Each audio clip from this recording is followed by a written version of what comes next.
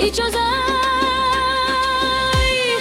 و دستی تو برگشتن رو داشته باشم، مگر روز خطای کنم قهر کن ولی در کنارم بیمان، زیرا دنیای من در اطرافی تو ساخته شده. بعد انجامی همه قصه و تنها یک چیز را میفهمم، خرقدر درخم بیرغم نشانی برگشتی من تو.